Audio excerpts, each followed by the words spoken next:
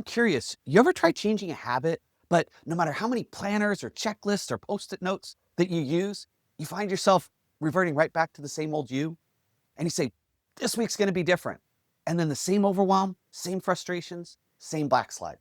See, that's not a motivation problem, and it's not a character issue. It's an identity problem. I'm Chris Hunsicker, and this is the Dealership War Room. 7 minutes of leadership fire, built daily, fueled intentionally, and delivered relentlessly. Today, we dive into the second law of velocity. That execution is not driven by willpower, it's driven by identity. So let's start with a universal truth. You don't rise to the level of your goals, you fall to the level of your identity. Because when things get hard, when the pressure's on, you don't default to plan, you default to who you believe you really are. Think about Alex, a GSM, and this is typical of nearly every GSM I've ever worked with. At some point in their career, they were a rock star salesperson, they were a killer salesman, and now, after being the amazing desk guy, the amazing salesperson, now they're GSM. And all of a sudden, they're starting to get super frustrated because their team, they don't have the same drive that they did. They don't have the same passion to be excellent they do. They don't have the same discipline and follow-up that they did. Sound familiar at all? And then they start ghosting them on one-on-ones. They're not even present in the training, or if they're present, they're like half there and roll their eyes during what's going on. And all of a sudden, what was frustration at performance starts to become questioning. And Alex starts saying to himself, man, am I really cut out for this? Can I really be a GSM? Do I really got what it takes?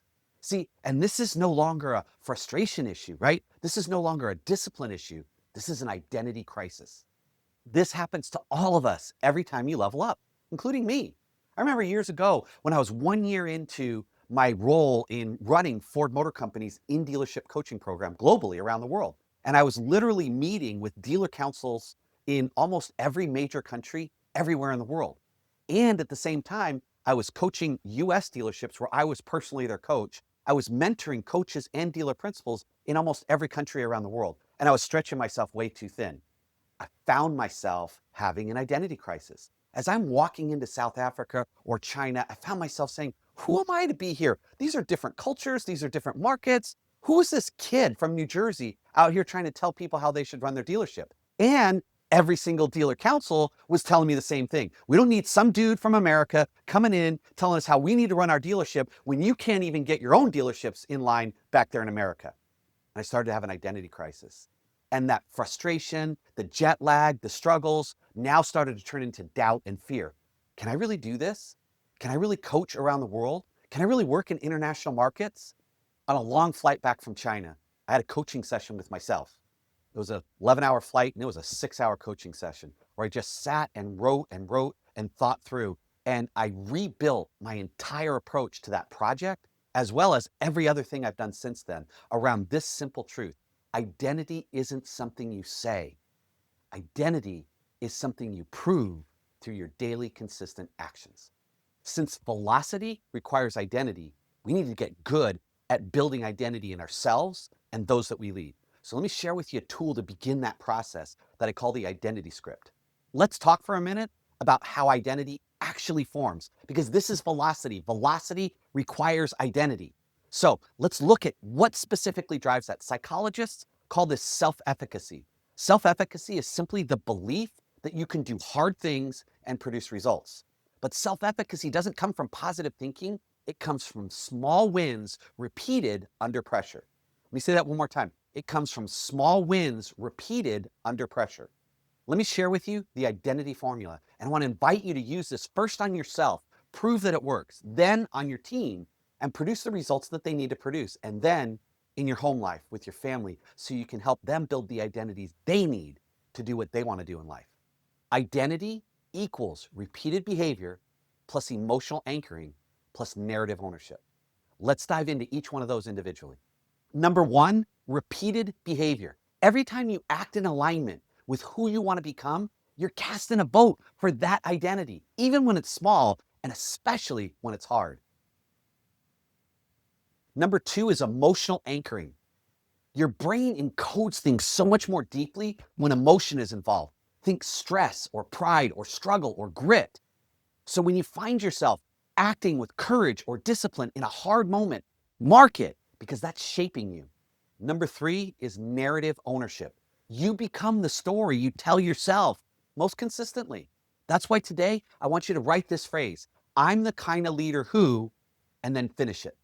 I'm the kind of leader who shows up even when it's hard, the kind who coaches with calm under pressure, the kind who protects his energy like a professional, and the kind who shows up at home with full focus and presence and not just what's left over at the end of the day. So now we need to move from saying to behaving, because remember, it doesn't matter what you say.